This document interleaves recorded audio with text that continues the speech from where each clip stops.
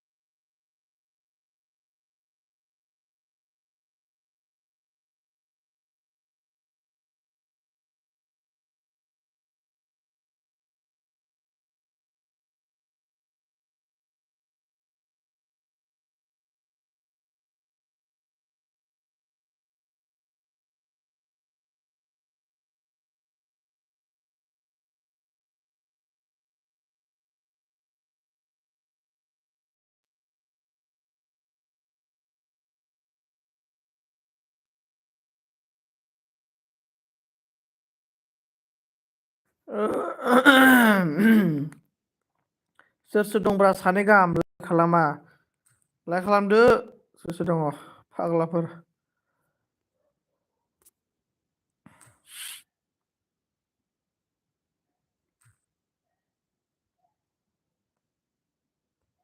ये दरम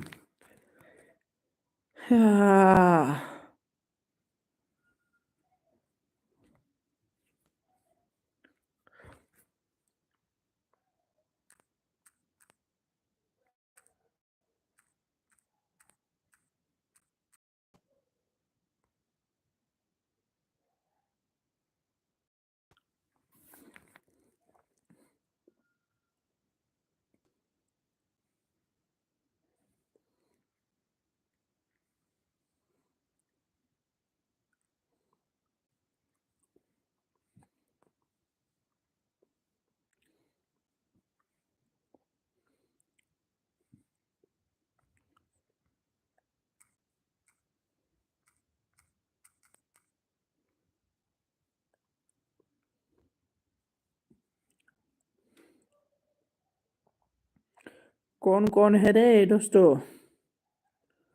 कमेंट भी नहीं करता रे।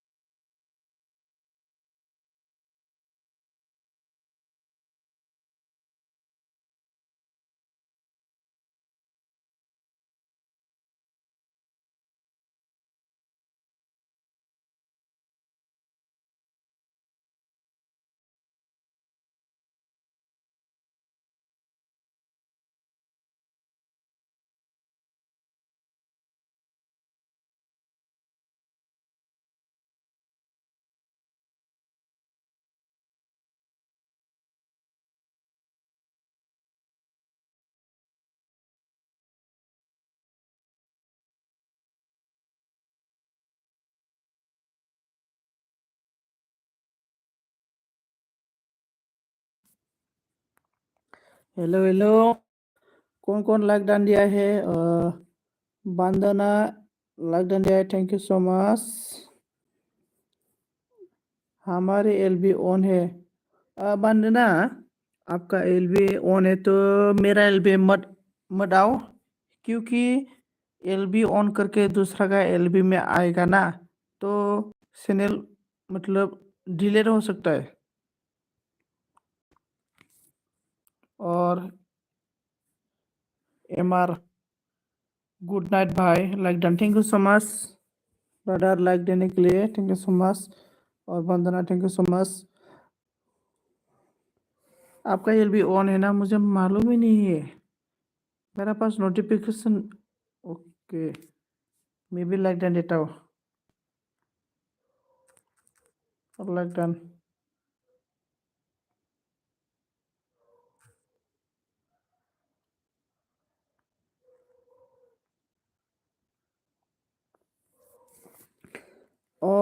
अनन लाइक डन। रैसुमै हेल' हेल' होनदों, रैसुमैया नों अनलाइन होदोंमोनदां माथो? लाइक डान खालामलाय देलाय रैसुमै, नों अनलाइन होआखैमोनलाय? ए अनलाइनबो खालामबाय।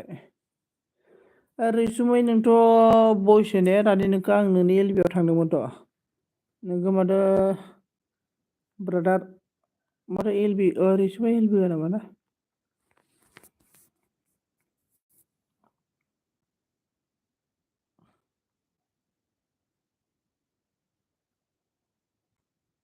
मा होनना बुंखो? हेल' हेल' होनहरदों, हेल' हेल' रैसुमै, हेल' हेल', ओमफ्राय दानफिनबाय आंनो। अके, दानफिनबायना? आं लाइक दानहैदोंमोनथ'। मा एसे गरमब्रा। सोर सोर दं कमेन्ट खालामदे।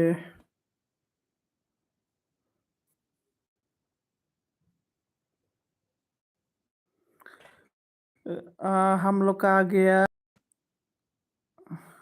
अभी 333। हेलो भाई, सपोर्ट करो बोल रहे।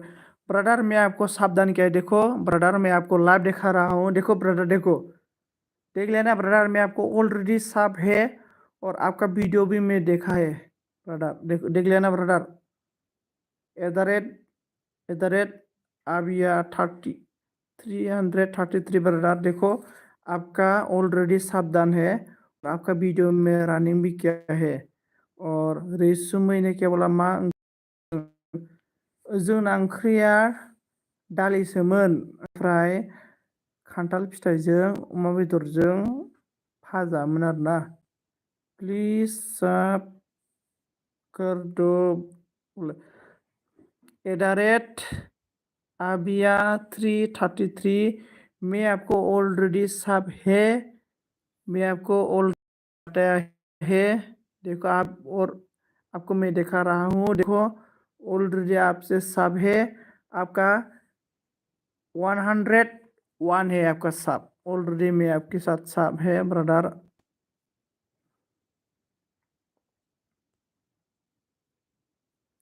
और एट अभी 333 ब्रदर, मुझे फटाफट 1K, मैं आपको मतलब इतना सपोर्ट करेगा, मतलब बोलना नहीं चाहिए, सबको बोलो, बोलो ना सपोर्ट करने के लिए प्लीज भैया। हाँ हाँ हाँ, जरूर भैया, मैं बोलेगा।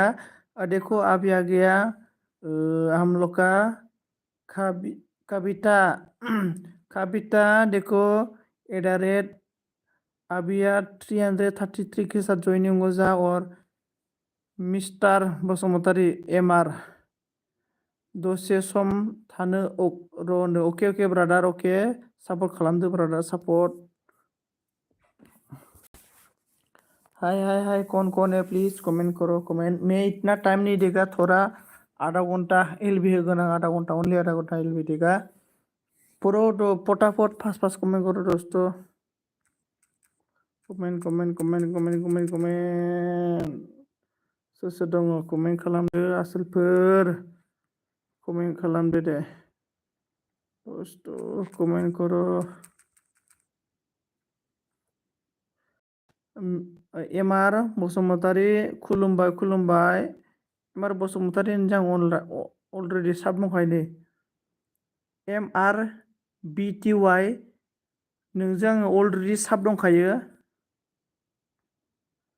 आं गासैखौबो सापर्ट खालामो ब्रादारमोन। मैं सभी को साफ करता हूँ। ओमफ्राय मा होनना बुंदों जोंना कबिता बर'आ ओंखाम जाबायना जायाखै होनदों। ओंखाम जाबाय कबिता आब' सना ओंखाम जाबाय ओंखाम जाबाय। बेनिफ्राय जोंना एमारा होनबाय उन्दुनो ओंखारबाय होनना बुंदों आरोना। अके अके एमार गुड नाइट। ओमफ्राय आंनि एलबियाव फैनानै लाइक दान खालामनायनि थाखाय थेंक इउ स' माच। बेनिफ्राय @ आबिया 333 मा होनखो भैया मेरा कोई सपोर्ट नहीं करते प्लीज भैया बोल रहे अबिया ओके मैं आपसे सपोर्ट करता हूँ। आपका एलबी में मैं ज़रूर आएगा और आपका वीडियो में देखता हूँ। कोई टेंशन मत लो मैं आपको सपोर्ट करता हूँ ना। और हम लोग का एमआर ने बोला मा ओंख्रि जानाय सारदों। ब्रादार ओंख्रिया जोंनिया दालिसोमोन ओमफ्राय अमा बेदरजों खान्थाल फिथाइ भाजा आरोना। ओमफ्राय कबिताया मा बुंखो मा मैगं होनदों। दालि दालि दालि ओंख्रै अमा बेदरजों खान्थाल फिथाइ भाजा। बेनिफ्राय इसको स्रोबनो एमआर ब्रदर मैं आपको तो सपोर्ट करता हूँ। सपोर्ट करता हूँ मैं सभी को सपोर्ट करता हूँ। ओमफ्राय कबिता होनबाय टेस्टि नावदा आयु ओमफ्राय इमोजिनखौ बैखौ गिदिरखौ होलै फिसाखौ नङा।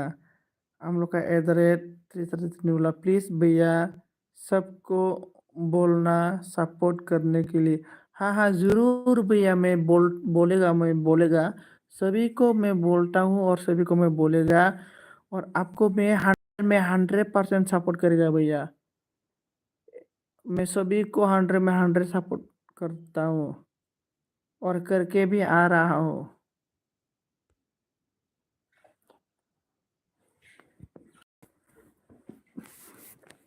और बोलो जो जो ऑनलाइन है एम आर बी टी वाई रोना मत यार। हाँ हाँ रोना मत रोना नहीं चाहिए रोना नहीं चाहिए।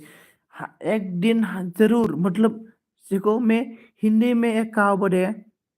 कौन सा कहावत है पैदल चले ना चले साइकिल चलते रहो। मतलब ये है मतलब लड़की पटे ना पटे लाइन मरते रहो एक दिन जरूर लड़की भी पट जाएगा। जैसा ऐसा ही सेम मतलब सक्सेस हो ना हो काम करते रहो एक दिन जरूर सक्सेस हो जाएगा। भाई अपना भाई है ना। हाँ हाँ हाँ लड़की पटे ना पटे लाइन मारते रहो एक दिन जरूर लड़की भी पट जाएगा। जय good night okay M R Basumatary brother okay okay. मा खालामोब्रा दाबो 1K जाया मन'बो जाया। ब्रादारमोन मोनसे व्हाट्सएप ग्रुप खुलिदोलै दोस्तों एक व्हाट्सएप ग्रुप खुल दो। और ये व्हाट्सएप ग्रुप में ओनली यूट्यूब सपोर्ट के लिए मेरे को ब्लू दे दो बोल रहा है। ओके ओके मैं ब्लू दे देता हूँ जरूर देगा। दे दिया आपको ब्लू दे दिया। कौन कौन है दोस्तों प्लीज कमेंट कमेंट गाइस। अभी कोई भी नहीं आ रहा है रे मेरा एलपी में देखो मुझे भी सपोर्ट नहीं करता रे आजकल। किधर चला गया सब लोग। मैं ना मेरा पास कितना भी सब है मैं सभी का एलबी में जाता हूँ लेकिन मेरा एलबी में कोई कोई नहीं आता है। हाँ कमेंट कमेंट गाइस।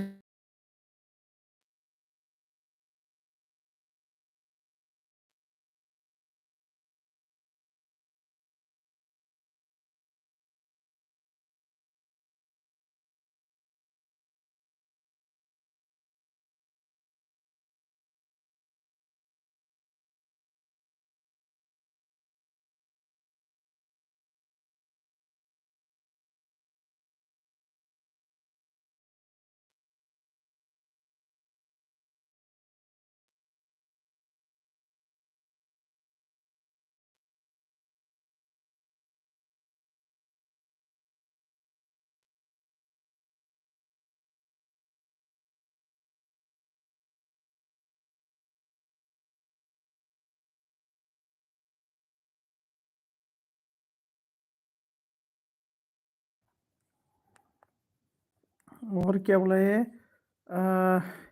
अभी हम लोग का मा होनो जोंना नै कमेन्ट जोंना मा होनो जि गयारि ब्रादारा गुड इभिनिं ब्रादार होनना बुंदों अके अके ओमफ्राय जोंना मिनिबाय नै अभी जो है सब मेरी को सपोर्ट करो मैं बेक करता हूँ होनदों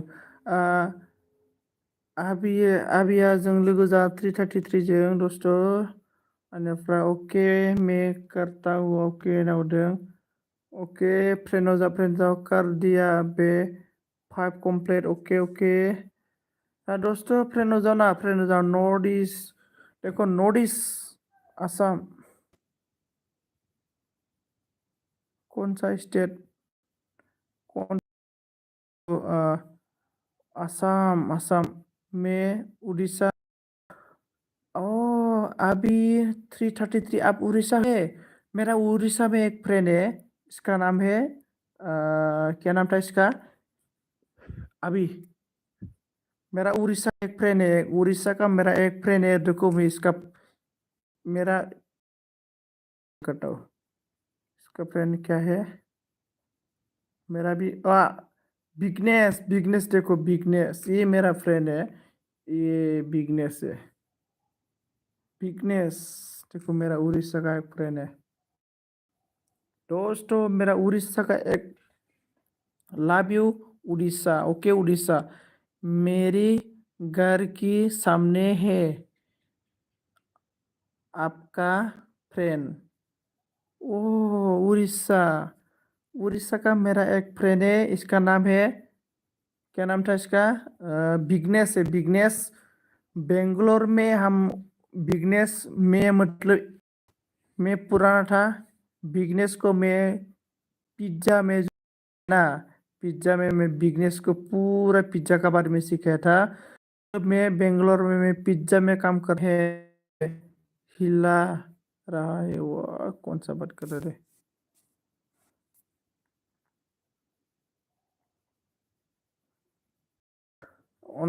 दे कमेंट करो दोस्तों अच्छा कमेंट करो दोस्तों अच्छा ये आप लोग कौन सा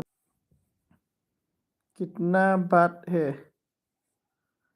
पागल रे सब पागल हो जाएगा पागल दुनिया बर्बाद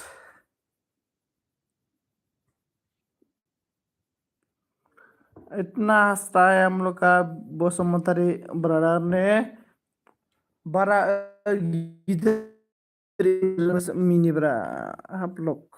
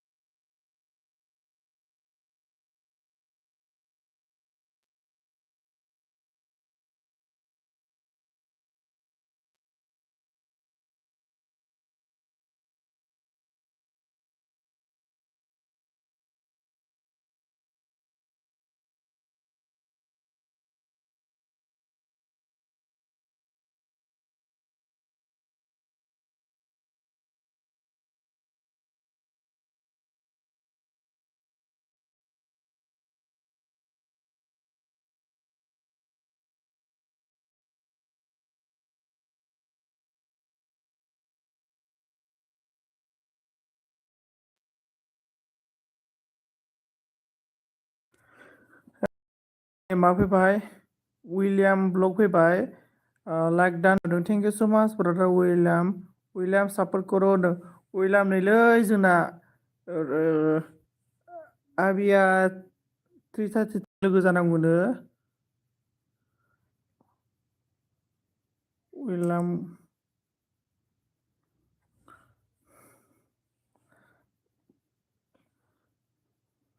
विलियाम सापर्ट कर' होदों 1K फोन का चार्ज है वाव 1K फोन का चार्ज है ओके फ्रेंड हो जा ओके बोलो किसको ब्लू चाहिए बोलो किस किस को ब्लू चाहिए।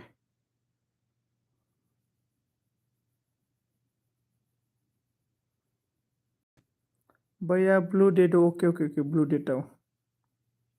ब्लू दे दे दिया। ब्लू दे दिया। कमेंट करो। एक बार कमेंट तो कर दो। कमेंट तो करो एक बार।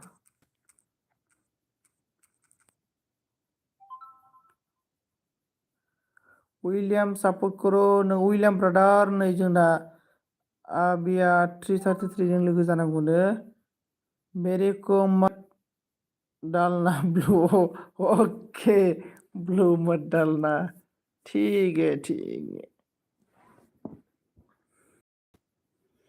है। कौन कौन दारू पिया है बोलो कमेंट करो। कौन कौन दारू पीता है मेरे साथ आ जाओ। सभी को दारू पिलाएगा मैं। पूरा दारू पी मैं आज। कौन कौन दारू पीना है मेरा एलबी में शामिल हो जाओ। सभी को दारू पिलाएगा मैं मोनो होने के बाद दोस्तों।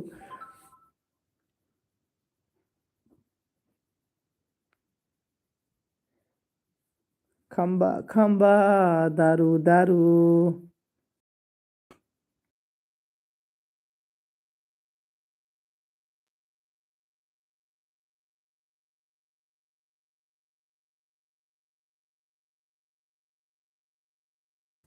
Okay okay please guys comment करो कमेंट कमेंट सोर सोर दं कमेंट खालाम। मिस्टार बसुमतारी नोंथाङा बहानिमोनलाय एसे कमेंट खालामना खोन्थाहरलाय। वाव हम लोग आ गया। आरडी बसुमतारीया अन thank you so much RD Basumatary अन थानायनि थाखाय। मिस्टार बिटिवाइआ बुंबाय ब्र नों नोंनि एलबि नायदों दा अके ब्रादार आं एलबि नायनो थाखाय थेंक यू स माच रोजा रोजा साबायखर ब्रादार। बेनिफ्राय जोंना आरडी बसुमतारी अन थेंक इउ। उइलियाम ब्लगा बुंबाय बोरै आंनोलाय दालु नावदारा अके। ओमफ्राय मिस्टार बिटिवाइआ बुंदों प्लिज कमेन्ट। उइलियामा ब्लु ब्लु अके ब्रादार नै ब्लु होना होबाय आं नोंनो ब्रादार ब्लु ब्लु होबाय। ब्लु होना होबाय सोर सोर दं दे कमेन्ट खालाम दे।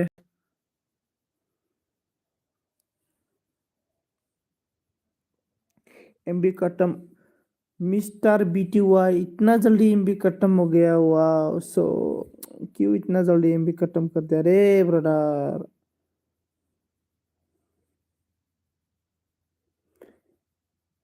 अन दों जोंना आरडी बसुमतारी अन thank you so much RD Basumatary अन थानो थाखाय। आरडी बसुमतारी नोंथांनाव आइडि दं नामा अन खालामना होदो होनना बुंदों आरोना। अनआथ' आंनाव दंलै रावबो फैलाथो।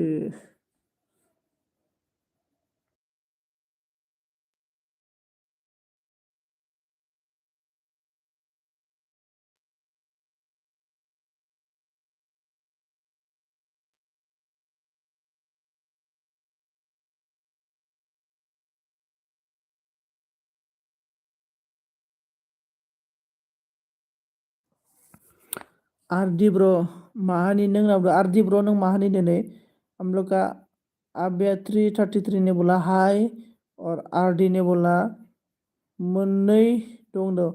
आरडी ब्रो आंनो आइडिया दे मोननै हरदेलाय आंनो मोननै हर दे हर आं मोननोनो हरफिनगोन ब्रादार। आंबो नोंनो हरफिनगोन दे आंनो जायनो हरा आंबो इनो हरफिनगोन।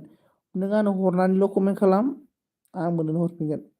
ओमफ्राय आरडी नांबाय आइडि हरदो होनना दा आंना मबाइला गंसेल'लै ब्रादार आइडियालाय दङ आंनाबो। ओमफ्राय दा नों आंनो आइडि हरनानै कमेन्ट खालामना दोनलाय आंबो नोंनो एक्सचेंज खालामगोन ब्रादार एक्सचेंज। सब्सक्राइब करो भाई बोल रहे देखो @ आबिया 333 के साथ सभी लोग फ्रेंड हो जाओ।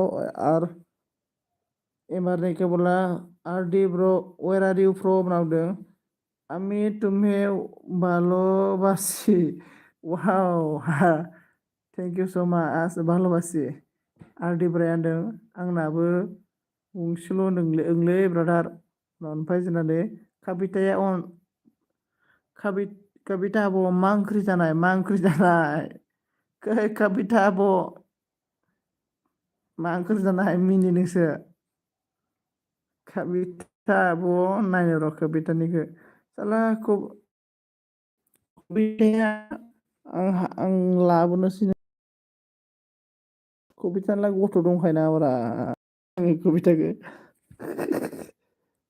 कबिता नोंना मिनिबायलै आरदिया बुंबाय फ्रम बिजनि ब्रादार नों बिजनिनिसो ओमफ्राय जोंना आहा बि थ्रि बुंबाय कबिता सापर्ट कबिता सापर्ट जादो आलु बिलाहि मोनदों आयु आलु बिलाहि ओमफ्राय मिस्टार बिटिवाय बुंबाय कबिता डन ग नो ओमफ्राय आबि 333 बोला सनजित भाई बोलो ना सबको सपोर्ट करने के लिए बोलो हाँ हाँ देखो मिस्टर हम लोग का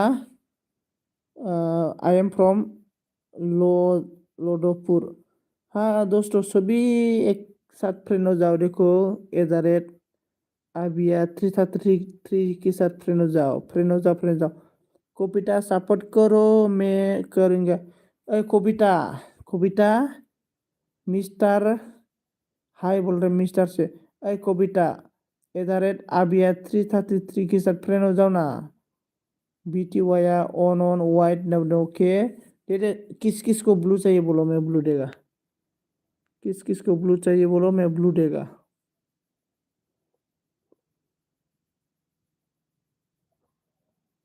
ऑल सपोर्ट मी का फ्रेंड देखो एमआर पीटीवाई के साथ सभी लोग फ्रेंड हो जाओ कविता कविता मा ओंख्रि जानायमोन का कभी करो ना बोल रहे देखो कभी करो ना एमआर ने बोला where are you where are you खान हम लोग का देखो बिंदिया है क्या बोला हेलो हाय बिंदिया पाई कलाम एमआर ने बोला ऑल फ्रेंड माय फ्रेंड वेर आर यू गान आबिया ने बोला कविता करो बोला हम लोग का बी बोरो ने बोला हेलो हेलो बोला और कविता ने बोला ओए बाबू गैयाबा मारे जइन खालामनो ब्लू गया माने blue blue blue blue I see blue और हम लोग का भिंडिया ने बोला मिस्टर ज्वाइनिंग मी बोल रहा है बी बोरो ने बोला गुड नाइट बी बोरो दाउलुर खिथु साला नों आंनि थाथारा आइदि हर आइदि मिस्टर बीटीवाई ने बोला क्रेजी बोला मिस्टर बीटीवाई रोना नहीं चाहिए रे दोस्तों रोना नहीं चाहिए देखो मैं एक बात बोल तो जिंदगी में ऐसा जिंदगी है आज नहीं तो कल हम लोग मरना चाहिए मरना ही जरूर चाहिए तो ऐसा जिंदगी लेके हम लोग हंसी मजाक से एक दूसरे को प्यार करके एक दूसरे को सपोर्ट कर और इसके बाद ऑन बालखानी ऑन बाय बाय ओके ऑन बिंदिया आई लव यू बोल रहे देखो हम लोग का अबिया 333 ने और मिस्टर बीटीवाई ने बोला वाई डोंट गो और कभी मिस्टर बीटीवाई ऑन ओके ओके इंडिया तुम सिर्फ मेरी हूँ बोल रहा है देखो बिंदिया ने शादी हो गया रे नहीं तो बिंदिया को मैं ही शादी करने बोला था बिंदे मिस्टर बोल रहा है और बिंदिया ने क्या बोला अभी आई लव यू टू बिंदिया मुझे छोड़ के आपने आबिया से प्यार किया है और मिस्टर ने बोला कर दिया है बोल रहा है और मिस्टर ने बोला आबिया और आबिया आबिया ने क्या बोला हुआई बारी आमाय तुमखी बा लोबासी वो बिंदिया ने क्या बोला रिटर्न करूंगा मिस्टर मिस्टर ने क्या बोला आबिया बोल के हंस रहा है और मिस्टर ने बोला क्लिक लंडा ही डू यार बिंदिया ने बोला संजीत आई लव यू बिंदिया, मुझे गर्लफ्रेंड दे दो रे। एकदम परमानेंट गर्लफ्रेंड चाहिए मुझे, परमानेंट। और हम लोग का संजय कुमार ने आया है। हेलो बोल रहे संजय कुमार, आपका मेरा एलबी में आपको मोस्ट वेलकम, मोस्ट वेलकम। और मिस्टर बीटीवाई ने बोला चेक लोंडा हु तो यार कर दिया। हम लोग का गीतिका ने बोला like down, thank you so much Geetika ji. Wow Geetika, Geetika ने आया है। और इसके बाद मिस्टर बीटीवाई ने चेक बोल रहा है। अभी ने बोला भिंडिया हमें तुमको भालोबासी। देखो भिंडिया आपको अभी 360, अभी 333 ने प्यार किया है। हम लोग का मिस्टर बीटीवाई ने बोला हाय गीतिका, और गीतिका सपोर्ट करो बोल रहा है। संजय ने क्या बोला लाभ लाभ दिया है। भिंडिया ने बोला सात सुधा है तो क्या हुआ शादी। बिंदिया ने बोला शादीशुदा हो तो क्या हुआ। और कविता ने क्या बोला हाँ भैया ज्वाइनिंग कर दिया मुझे रिटर्न का पूरा एंटरटेनमेंट। कविता ने बोला हाँ भैया प्लीज ज्वाइनिंग मी। आर्या ने बोला ओके। बोला कहाँ से हो भैया। संजय आप किसको बोल रहा है। और गीतिका ने बोला मिस्टर हाय प्लीज ज्वाइनिंग मी। मिस्टर ने बोला मा खबर गीतिका। गीतिका ज्वाइनिं का मिस्टर मोजां नोंहालाय मा खबर। बिंदिया ने बोला संजय ज्वाइनिंग मी। कविता ने बोला मिस्टर ज्वाइनिंग मुझे रिटर्न करेगा। आबिया ने बोला गीतिका कंप्लीट पैक करो। गीतिका ने बोला मिस्टर ओके। बिंदिया ने क्या बोला सो फनी संजीत। आ संजीत ने ऐसा इंसान है किसी को भी रुला भी सकता है और किसी को हंसी मजाक भी कर सकता है। संजीत के पास इतना मतलब दम है, किसी को संजीत ने रुला भी कर सकता है। और हम लोग का आरडी भैया ने क्या बोला ऑल डान ब्रो। मिस्टर बोला गीतिका जॉइनिंग खा आं ब्लू होबाय नोंखौ मी घूमने जा का डिम्पकरा। ओ क्या क्या बोल रहा रे, मैं समझ में नहीं आया रे आप लोग का भाषा।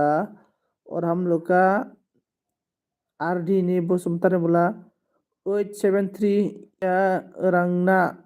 मिस्टर ने बोला खुलुमबाई। और हम लोग का अभिया ने बोला मैं सबको कर दिया प्लीज मेरे को भी करो। मिस्टर बीटीवाई ना कमेन्टआ डिलेट। मिस्टर बीटीवाई कमेन्ट दानो नाङा ब्रादार, कमेन्ट खालाम दे, थैंक यू सो मच। और हम लोग का भिंडिया ने बोला आर डी ज्वाइनिंग मी। और आर आर एम आर ने बोला आर डी का फुल फॉर्म बोलना कोई। आर डी का फुल फॉर्म मालूम नहीं है आर डी ब्रदर कुछ मालूम है। अभी या 360 ने बोला भिंडिया बोला दे दे दे दे दे दे दे दे comment comment comment comment comment comment comment दोस्तों। अरे भिंडिया मुझे 1K कर दो भिंडिया, मैं जरूर आपका त्रिपुरा में जाके घूम के आएगा। एक ओगिंडा क्रोकोस में है ना, है क्या है रे, कुछ बोलो यार। बोला हुआ बारी भिंडिया नाम ओन ओन ओन हंस रहा है। देखो हम लोग का मिस्टर भिंडिया लायुस ओ शादी कर गया बोल रहा अभी ने। और भिंडिया ने बोला संजीत लाभ लाभ लाभ लाभ लाभ लाभ लाभ दिया। भिंडिया मैं ना फुल सिंगल हूँ, मुझे भी कोई एक लड़की चाहिए रे दोस्तों। हम लोग का एमआर ने बोला वाह। और आरडी ने बसुमतार ने बोला वाह लाभ दिया रे। आईडी हरदों आरडी ब्रादार ओइ आरदि ब्रादार आंनोबो आइदि हरब्रा नोंनि मोननैखौ आं मोननो हरगोन ना नोंनि आंनि नोंनो मोननै नों आंनो मोननै आइदिखौ हरलाय नोंनो मोनब्रै आइदि हरगोन आङो आंनाव मोनब्रै आइदि दङ नों आंनो हरग्रोलाय बेनिफ्राय मिस्टार ने क्या बोला वाओ अभिया लड़की मिलेगा तू तू ही तू बोल रहा है आरबिया ने बोला बिंदिया कल आपकी घर में आएंगी बिंदिया ने बोला अच्छा संजीत बोल रहा है आरडी ने बोला हरबाय नावदारनाव अके आंबो हरगोन दे नोंनो अके कविता ने बोला आरडी जयनिं कर दिया होनदों गितिका अनन ओइ गितिका आंलाय नोंखौ हाबा जायसो सानदोंमोन माथो गितिकाखौ थाङै थुङै हाबा जानाय गथ' गोनांसो होननाय खोनाबाय आं थोदस आं लाजिबायलै आं गितिकाखौ हाबा जानाय नङामोनलाय आं हाबा जानाय नङा सानदोंमोन हाबा जानाय सिनाय खोनाबाय आं लाजिबायलां एदावलां दिनैनिफ्राय गितिकाखौ बाजिसो लिंनोसै आङो थेंक इउ आमलका थानसा ने बोला like Don thank you so much और कविता और आरडी ने बोला और राम राम थानु ब्लॉग ने बोला hi bro okay bro like done करो दोस्तों कविता बोला बिंदिया है hi R hello to all से आरडी ब्रादार आंनो आइदि हरदे ब्रादार आं नोंनिखौ सरि ब्रादारनिखौ आङो आंनि वाट्सएपआव शेयार खालामदों र'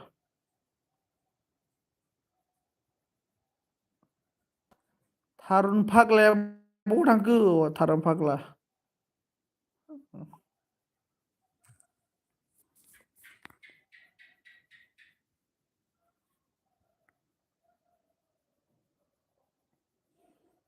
ओइ दोस्त क्या पागल रे ओमफ्राय हेलो अल्टो ओमफ्राय कविताया ओमफ्राय आरडिया ओमफ्राय आरडी ब्रो आरडी में फुल बनाओ आबिया क्या दिया रे आबिया बारा बारा इमेजिन को दे दो गिटिकाया मा बुंखो आबिया साबधान कमेन्ट चेक कविताया लाब लाहरबाय कविता नोंनाथ' माथो आंलाय कविताखौ सिंगोल सानदोंमोन कवितानाबो मोजां मोननाय दंखायो मालाय आं बिबाजैसो लाबोनो साननो नागिरदोंमोन कविताखौ आबिया ने भाई बिदिया आपकालि फाग्ला खम जारला नोंसोरजों अन थेंक इउ गिथिका जि मिनिबायलै आं गिथिकाखौ हाबा जादोंमोनलै आं दयसो मिथिबाय गिथिकाखौ हाबा जानाय होननानै फाग्लासो थोद आं गिथिकाखौ दिनैनिफ्राय एदावलालै हाबा जानाय होननानै मिथिबाय आं हाबा जायो होननायखायसो एदावबाय थादोंमोन बाय बाय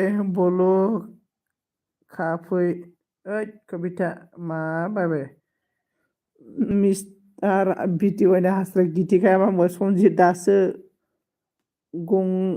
गन्थंआव दै हाबदों नामा ओइ गिथिका मा बुङोब्रा नोंलाय थोद खम जारला साला मा एसे समायना समायना सिख्लाफोरालाय थाब थाब हाबा जायोब्रा अभी त्रिमला मेरी तो हिलाना के लिए मूड है आबिया ब्रदर देखो आबिया मैं आपसे एक क्वेश्चन करेगा अच्छा अच्छा मतलब सुंदर सुंदर लड़की क्यों जल्दी जल्दी शादी होता है इसका आंसर मुझे चाहिए बबीता ने बोला मिस्टर ओके बेक करता हूँ आखिर हंस रहा है गीतिका ने क्या बोला मिस्टर मा ओंख्रि जानाय आगै नावदों और हम लोग का मिस्टर ने क्या बोला भिंडिया कमेंट करो भिंडिया ने बोला गीतिका खाना खाया हम लोग का आरडी ने बोला दुखु ओइ आर ब्रादार नों आंनो मोननै आइडिखौ हरबायना आं मोननो दा हरगोन बा विलियाम बोला अन thank you so much William brother अन थानायनि थाखाय मिस्टर बीटीवाई ने बोला गीतिका चिकेन बोल रहा है ऑन विलियम ऑन भाई बिंदिया ने बोला मिस्टर अभी कर दिया बोल रहा है इसके बाद विलियम बोला इसको उल्टा है क्योंकि उनको लोगों या विलियम ब्रदर हम लोग का लिच्चा मोस्ट वेलकम लिच्चा लिच्चा गया hello brother how are you Licha, I'm fine, I'm fine. Licha, I'm fine. Like do. RD ने बोला अनन, गीतिका ने बोला एमआर गो गुड गुठाव हंस रहा है और मिस्टर ने बोला बिंदिया हंस काल ओके विलियम अनन गीतिका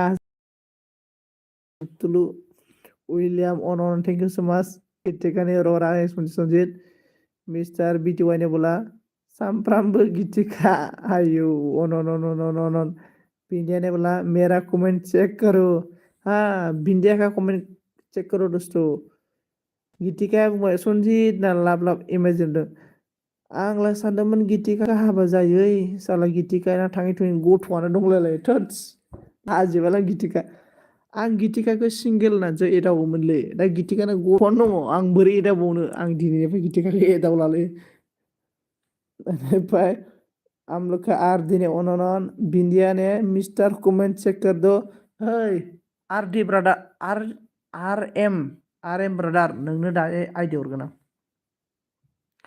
अनन ओमफ्राय गितिकाने बोला मिस्टर माया मिस्टर ने बोला काल साफ करूंगा आर डी ने बोला अनन thank you thank you thank you thank you brother thank you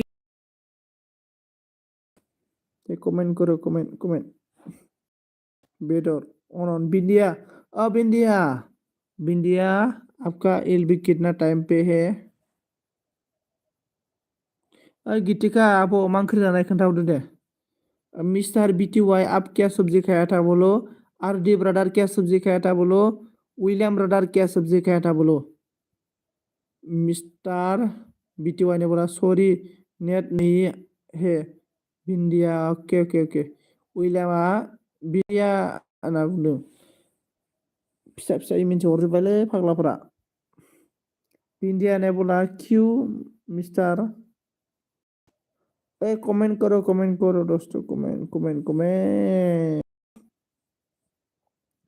गीतिका मा ओंख्रि जानायमोन हम लोग का के ब्रादारा हेलो ब्रादार द मोस्ट वेलकाम के ब्रादार लाइक खालामदो दे बेनिफ्राय बिंदिया बुंबाय काल 12 बजे में ओके संजीत ओके ओके बिंदिया ओके ओके ओके मिस्टर बीटीवाई ने बोला 100 खत्म ओके ओके गीतिका ने बोला दारू वाह गीतिका आप दारू पी रहा है विलियम मैगं मैथिं बेदर भाजा ओके ओके विलियम थामसाब ने बोला नेट स्लो है ओके ओके ओके मा ओंख्रि जाखो होनो के ब्र ओंख्रियाथ' जोंना दालिसोमोन बेनिफ्राय जों बेनिफ्राय माबामोन मा होनना बुंगोन खान्थाल फिथाइ भाजा गीतिका अनन लाइक दान होबाय दै ब्र ओके ओके के ब्र ओके थेंक यू सो माच विलियम अनन मिस्टारा एमबी काल ओके ओके ओके मिस्टार अनन सोर सोर दङ दे कमेन्ट खालाम जो पर्सन मेरा एलबी में आके मुझे सपोर्ट कर रहा है वो सभी को मैं भी आप लोगों को सभी को बैक सपोर्ट करेगा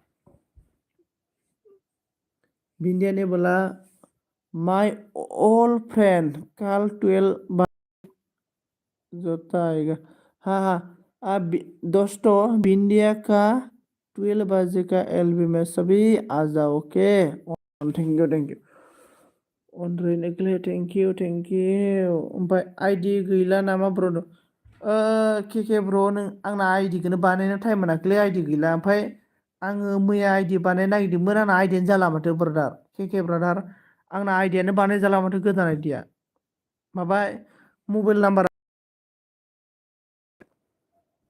हम लोग का विलियम ने क्या बोला नांगौ नामा सोरनोबा विलियम ब्रादार आइडि हरदो ब्रादे आंखौबो 1K खालामदो विलियम ब्रादार होनायनो र' विलियम ब्रादारना 1K जाबाय विलियम ब्रादार आंखौबो 1K खालामदो ब्रादे सापर्ट खालामदो लोगोफोर आंबो नोंसोरखौ नेक्स्टआव सापर्ट खालामफिनगोन ब्रा आं जुदि साक्सेस जायोब्लाबो नोंसोरखौबो सापर्ट खालामगोन आङो दे आंखौ सापर्ट खालामदो हम लोग का इंडिया ना बिंदिया ना आपको त्रिपुरा का special thank you so much Bindiya आपको मतलब त्रिपुरा का ओनली वन बिंदिया मुझे सपोर्ट करता है, थैंक यू सो मच बिंदिया। अ साननैसो नेथ'नांगोन नोंदों अके दे ब्रादार के ब्र नेथ'गोन आङो साननैसो र' आइडि बानायनो हागोन नाथाय। ओमफ्राय बिंदिया ने बोला खाना खाया संजित हा हा बिंदिया मैं खाना खाया हूँ बिंदिया बिंदिया मुझे एक गर्लफ्रेंड चाहिए था दे। बेनिफ्राय मिस्टार अनन उइलियाम नोंनो हरलाय आंनोबो उइलियाम ब्रादार नै के ब्रादारजों आइडि सोलायलायदो र' होनबा आं हरगासिनो होनदों नै जोंनाव उइलियाम ब्रादार आइडि हरगासिनो दंनो। इंडिया ने क्या बोला हाँ जी मैं आपको फुल सपोर्ट संजीत ओके ओके बिंदिया मैं भी आपको फुल सपोर्ट करेगा और बिया मैं ना कभी भी बिंदिया आप नाराज मत होना क्योंकि आपका एल्बम में मैं नहीं गाया सुना क्योंकि मेरा ना दिन में काम होता है ना इसलिए बिंदिया में आपका एल्बम में नहीं जाएगा ना फिर भी बिंदिया का वीडियो फुल फुल वॉच करके मैं आपको कमेंट करेगा बिंदिया। ओ नो नो नो नो नो बिंदिया नेपाली हो क्या तुम बिंदिया नेपाली न्यूज त्रिपुरा है। थम्सअप ने क्या बोला आज साइली का एलबी नहीं है क्या साइली का थम्सअप ब्रदर साइली का एलबी 10 में था अभी आएगा कि नहीं आएगा मालूम नहीं है।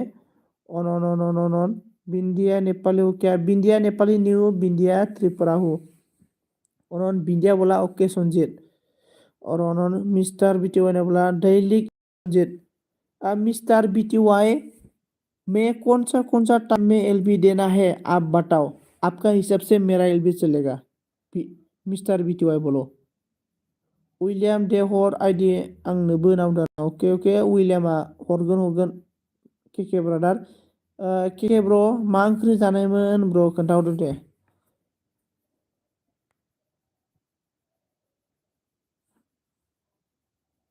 दे दसे कमेन्ट खालामबाय थालाय आं बाहेरायाव थांना फैनो कमेन्ट।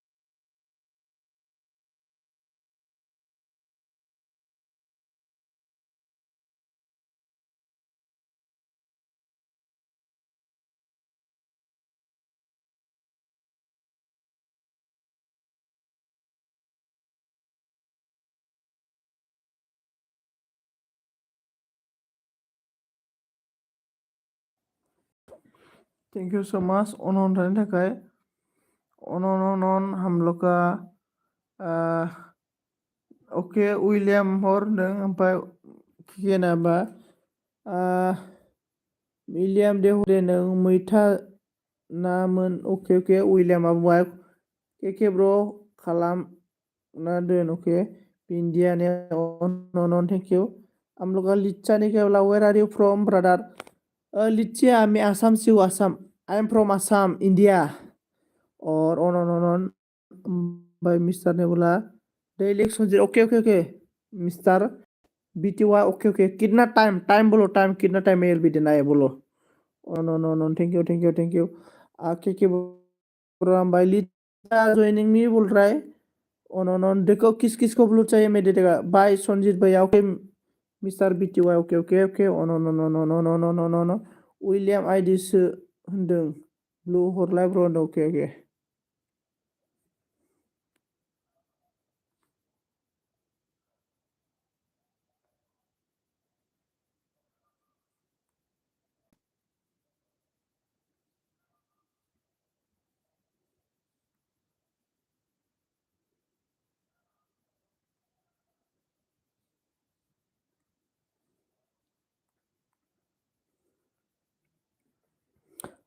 के सावधान के ब्रदर, देखो लिच्चा ने आपको सावधान किया है, ब्लैक बैक कर दो।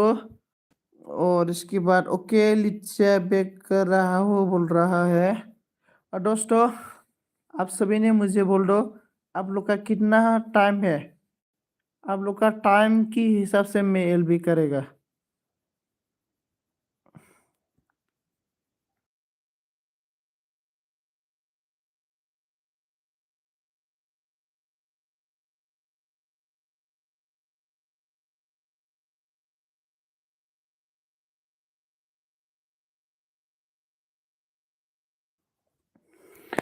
ओके अन थेंक यू ओमफ्राय केकेआ मा बुंखो ओके लिथिया बेक राहा हो बुंदों। ओमफ्राय जोंना आरटिजिआ बुंबाय हेलौ आरटिजि सोरनि आइडि जाखो? जोंना उइलियामनि आरडि नामा? लाइक खालामदो दे, लाइक थेंक इउ स' माच लाइक खालामबाय नोङो ब्रादार। दे आइडि होदो दे। आंबो आइडि हरगोन। आं गाबोन फुङाव आइडि हरगोन दे, आंनो सोर आइडि हरो।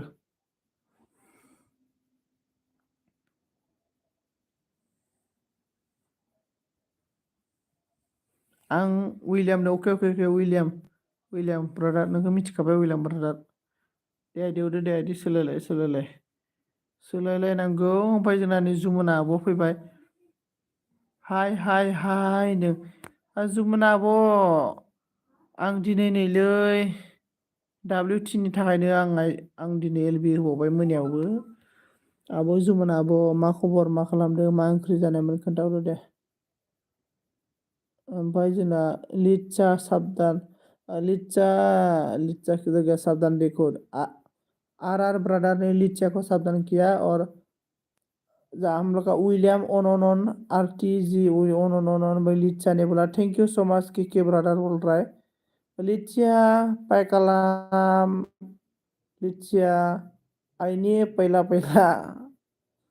लिच्चा प्लीज कमेंट फास्ट कमेंट करो। के ब्रदर ने ओनोनन आरटीजे विलियम ने बोला ओनोनन थैंक यू आरटीजे साब खालामना हो होनना बुंदों आरोना।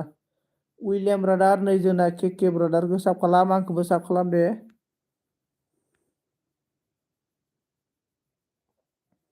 जोंना जुमुनाबा मा होनखो आइडिखौ मा खालामो मोजां बुजिया होनदों। जुमुना आब' आइडि माने जेनेबा इउटुब चेनेल। दा हमनानै ला नोंनि जुमुना आब'नि इउटुब चेनेला जाबाय जिमेल आइडिजोंसो इउटुब चेनेलखौ सालायनो हायो नालाय, बेनिखायनो मानसिफोरा मा खालामो जिमेल आइडि खुलिनानै इउटुब चेनेलखौ साब खालामो आरोना। माने साब खालामो आरोना। बै जाबाय सापर्ट आइडि होनना बुङो बेखौ। बिनिखायनो मानसिफोरा आइडि होनना बुङो आरोना। जाहाथे जिमेल आइडिजों साब खालामनो हायो नालाय इदि। जिमेल आइडि गैयाबा मालाबाबो इउटुब सालायनो हाया। बुजिबायना? आं सुंद'यै नोंखौ फोरमायबाय। जोंना फिटनेस कुइंआ लाइक दान दावदो थेंक इउ स' माच फिटनेस कुइं। बेसेबांबा 15-16 बोसोरनि उनाव दिनैसो आंनि एलबि नुजाफैदों। बिनि थाखाय मस्ट वेलकाम। जुमुना आब'आ लोगो जादों होनना बुंदों नै। जुमुना आब' जोंना के ब्र'जों लोगो जानांगौनो साब खालामबाय नोंखौ। आइडि हर सार होनना बुंदों आरोना। आंनाव आइडि गैया। फिटनेस कुइना बेसे थांखो 640 थांबाय बा कुइना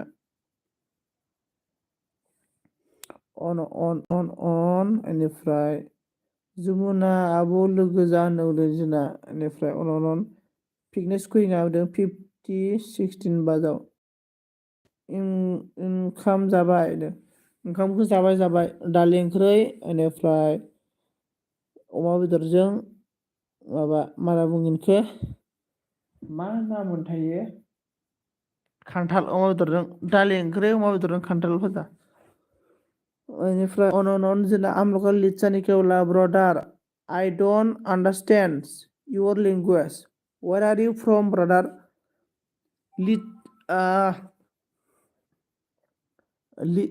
Litcha brother, I am from Assam. I am मेरा language Hindi brother Bodo Lichiya brother Lichiya मैं ना हम लोग आसाम से हूँ इसीलिए मेरा भाषा बोडो है मैं जो पर्सन कौन सा भाषा में कमेंट करता है वो भाषा में मैं आप सभी को मतलब रिप्लाई करता हूँ लिचिया आप भी हिंदी से कमेंट कर रहा है तो मैं आपको हिंदी से रिप्लाई करेगा क्योंकि हर मतलब कोई मतलब हिंदी नहीं जानता है कोई नेपाली नहीं जानता है कोई त्रिपुरा नहीं जानता ऐसा होता है ना इसलिए मैं सभी का कमेंट मतलब जिस कमेंट से कमेंट करता है वो पर्सन वो वॉइस से मैं रिप्लाई करता हूँ टेंशन मत लो एक दूसरे सभी को कमेंट करते रहो हम लोग का RTZ ने बोला hello hello hello hello hello hello hello hello hello hello hello गोथाव गोथाव गोथाव गोथाव जुमुना गोथाव जुमुना बाबाखौ आंनाव एक्सट्रा आइडि गैया सं माबा प्रब्लेम जागोन नामा होनदों न जुमुना आब' जेबो प्रब्लेम गैया जुमुना आब' आं जुमुना आब'जों स्पेसियेलि फन रायलायनो गोसोमोन दे जुमुना आब' जुमुना आब' नोङो आदा सनजयनिफ्राय आंनि नाम्बारखौ लानानै आंनाव फन खालाम आं नोंनो इउटुबनि सोमोन्दै माखासे खोथा खोन्थानो सानदों अनावनो फिटनेसलै नोंखौ हाबा खालामसैमोन आङो सना नों मानो आंखौ गारना थांखो nice thank you thank you thank you अनन फिटनेस के साथ ज्वाइनिंग हो जाओ MRT फिटनेस का सो नया है ज्वाइनिंग हो जाओ जुमुना आब' साब खालामबाय आंखौबो खालाम आर ब्रादार जुमुना आब'खौ साब खालामबायब्ला जुमुना आब'आ नोंनो बेक खालामगोन टेनसन लानाङा दै अन जोंना फिटनेसा मिनिबाय फिटनेस नोंखौ हाबा खालामसै आं फिटनेस नों फैगोन ना फैया आंजोंलाय उदालगुरियाव बैसागो बायबो अके जागोन दे ना दाना जोंना जुमुना आब'आ आं बिराद दुखुलै आं दिनै बिराद दुखु मिथिबायना सानस'हायै आं दुखुनि गेजेरजोंब्लाबो आं दिनै हेपि दं आरोना ओरैबायदि दुखु दं आरोना लाइफआव जाय दुखुखौ रावबो बुजिनोनो हाया आरोना गाबनो गोनां आरोना माने मेगननिफ्राय ओरैनो अट'मेटिक मोदैया बोहैयो आरोना थेवबो आरोना हेपि आरोना आं दिनैनि दिनाव बेनिफ्राय जोंना के ब्र'आ बुंबाय फिटनेस गेम आइडि हरदो होनना बुंदों ओमफ्राय वेलामा बुंदों हरजोब्बाय आं होनदों अके फिटनेसा बुंबाय कमेन्टआव हर ओके के होनना बुंदों विलियामा like done thank you so much हम लोग का आ गया है वी वी थ्री वी क्या बोला U3 हेलो हाय लाइक डान करो U3 70719 विलियाम लाइक डान ओमफ्राय जोंना किकेआ लाइक डान अके फिटनेस होनना बुंदों आरो 10 मिनिट दे लोगोफोर 10 मिनिट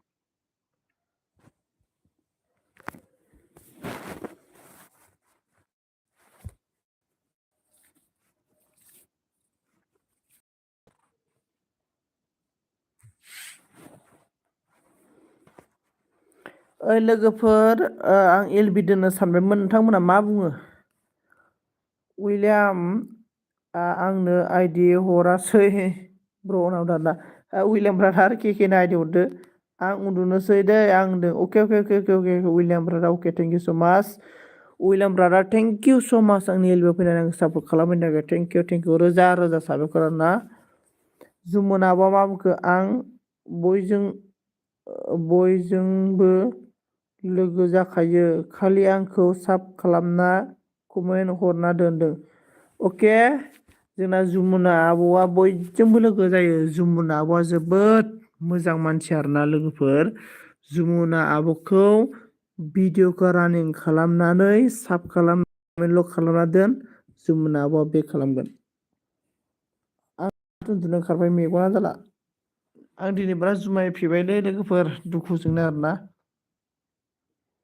अन अन अन अन अन अन ओमफ्राय किके ब्रादार आंबाय दे होनबा होनदों अके किके brother bye bye thank you so' much William आं गाबोन हरनोसै केके ब्र होनदों केके ब्र नोंनो उइलियाम गाबोन हरगोननो पिकनिकआ होनदों आइडि अके होनदों पिकनिकआ आंनि एलबियाव फैयानो बोरै आइडि मोनलांनो नोंलाय बेनिफ्राय अन अन अन केके होनबाय कमेन्ट हरबाय आब' जमुना होनदों आब' जमुना नोंनो केके कमेन्ट हरबायनो पिकनिकआ नै आं लाभ हरदों आयु लाबाबो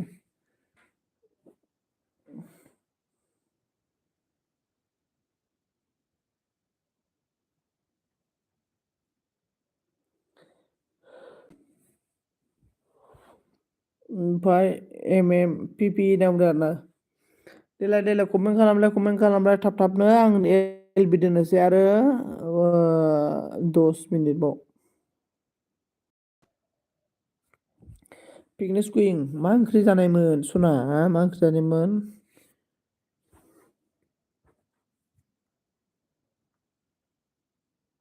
पिकनिक कुइं जानला माला कमेन्ट खालामब्रा दे थाब थाबनो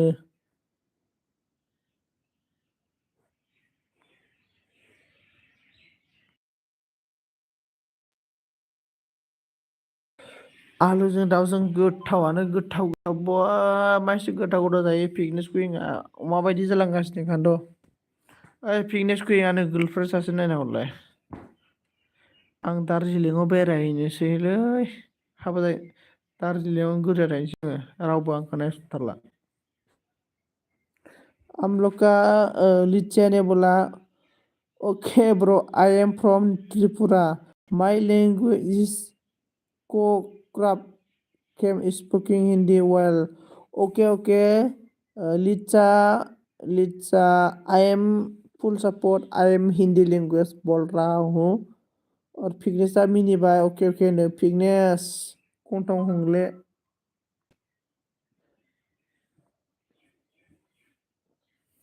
मिनिबाय जोंना फिटनेस सना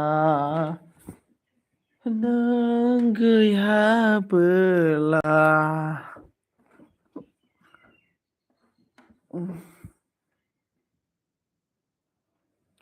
आमलका लिचा ने बोला प्लीज स्पीक इंग्लिश माय comment I don't know English. I don't know English. Lisa, what are you doing now? Lisa, what are you doing now? I don't know English. और फिटनेस बोल लिसा हाउ आर यू बोल रहा है fitness होना ना मानो गारनानै थांखो सना हाजोआव दङ ना अख्राङाव दङ नाखौ गारना थांनानै पिकनिक सना लिचा जयनिं लिचा देखो फिटनेस के साथ जयनिंग हो जाओ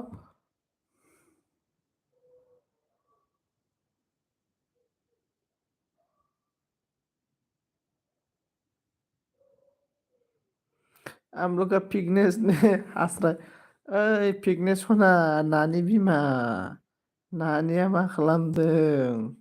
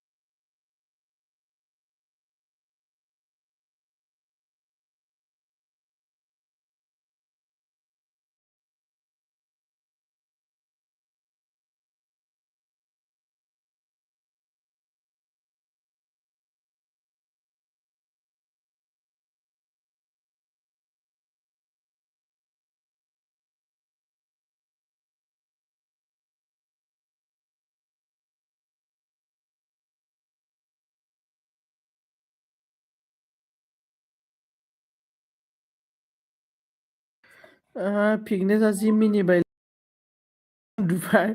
ओइ फिकनेस नों सिगां सना फिकनेस सना नों मानो आङो एसेबो नायसनथारलाब्रा फिकनेस।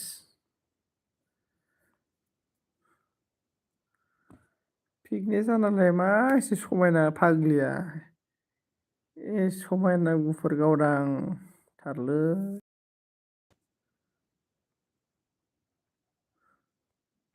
हाब फिकनेस आंखौ बुगोनसो नामाब्रा होद फिकनेस गियोलां। फिकनेस आंखौ बारना जोबानोथ' साला नोङो खामानि दामानि मावा आंखौ गोदै गोदै होननानै हाबा खालामनो नायनानै बारना जोबानोथ' गियोलां फिकनेस नोंखौ। ओरैनो कुम्फु गोरों नुखायो नोङो जिम लाग्रा नुखायो। फिकनेसा मिनिबायलै।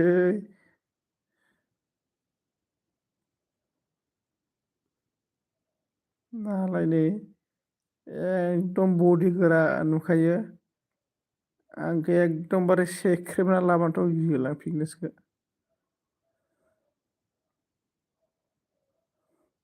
फिकनेसा जा मिनिबाय येस आं गिया जिम जिम लायो आयु फिकनेस नोगो गिबायलां होमबालाय।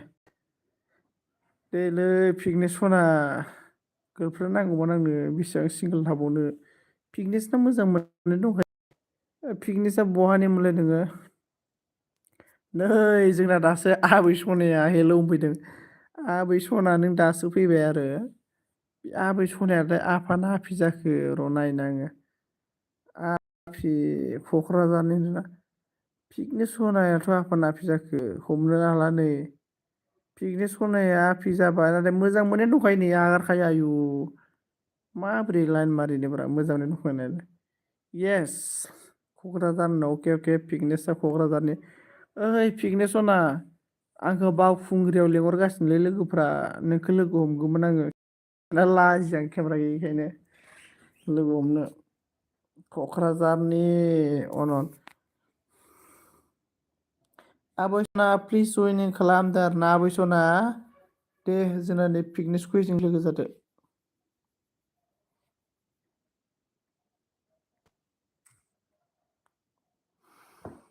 फैदों पिकनेसा मा आबैया माथो ओं जागोन दे दे दे दे लोगो जालाय लोगो जालाय लोगो जालाय जल्दि जल्दि लोगो जालाय। आंनाबो बेसे थांखोथाय।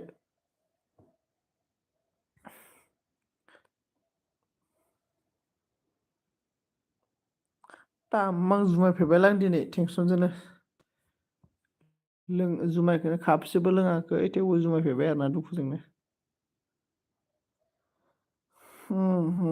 फिकनेसा जा मिनिबायलै फिकनेस। ओइ फिकनेस नोङो साला नाम्बार बिहरबा आंनो नाम्बार हरा ने मोजां मोननाय थाखानायखाय बिराद देनजार दे नोङो। जोंना आबैया मा बुंखो फिकनेस कमेन्ट चेक खालाम आंखौबो साब खालामदो। नै फिकनेस सना जिरख'नाय दावदै नोंनो जोंना आबैया कमेन्ट नाय आबैया नोंखौ साब खालामबायनो। अ जोहोलाव लों अ जौ लोंदोंना होनदों आरोना जौ लोंनो माने जौ लोङा माने जौ लोंनाय बायदि जाबाय होनदों नोंनि महरखौ नुनानै। उनाव हरगोन दे नोंनि उनाव हरनाय नाम्बारखौलाय आंनो मानो नांगौ। आङो दासो दायो नांगौ रावबो गैयिनि थाखाय फन रायलायनो। दा नों ओमफ्राय जोंना पिकनेसा अके अके बेक हरगोन होनना बुंदों आरोना इस ना मिनिबाय दे फिकनेसा। ओइ फिकनेस आंनो दासो नांगौब्रा आब' गार्लफ्रेइन्डखौ दायो दायो। दायो मोनाबालाय उननिखौलाय आंनोलाय मानो नांबावगौ उनावबा सोर जागोन सौदावगोन। लोगोफोर 56 जाबाय 7 8 9 आरो 3 मिनिट दंबावो। पिकनेस जि मिनिबायलै। मा एसे समायनाब्रा र' पिकनेसखौ खेनसे नायबावस्रानो आं स्रानो टिपि हैखायो नै पिकनेस नोंखौ नायबाय आङो नै र'। मा एसे समायनाब्रा पिकनेस सोर भगबाना सोरजिखो पिकनेसखौबा। फिटनेस क्वीन सोर भगबाना सोरजिया नोंखौ सोर भगबान?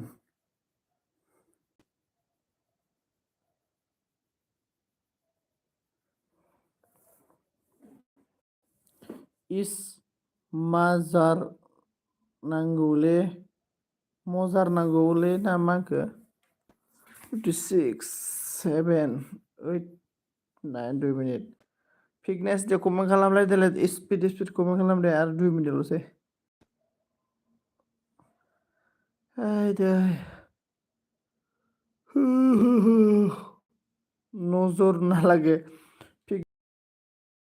नजर ना लागे ओके राधे राधे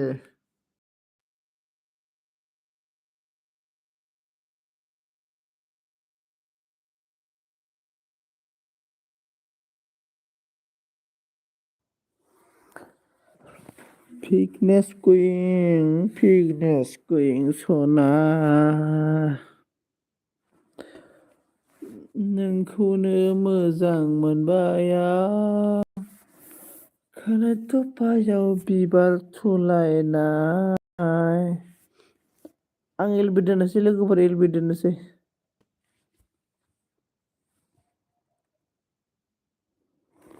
हम लोग का लिच्चा ने बोला फिटनेस सावधान बोल रहा है दोस्तों मैं अभी दोस्तों ठीक है ना दोस्तों मैं करने वाला हूँ अभी दोस्तों कल मिलेगा कल एक दूसरे के साथ 8 बजे सुबह का 8 बजे 8 बजे तो मेरा टाइम नहीं होगा शायद फिर भी मैं ट्राई करता हूँ सभी दोस्तों मैं कल सभी को मिलेगा अभी मेरा एलबी बंद होने वाला हूँ दोस्तों।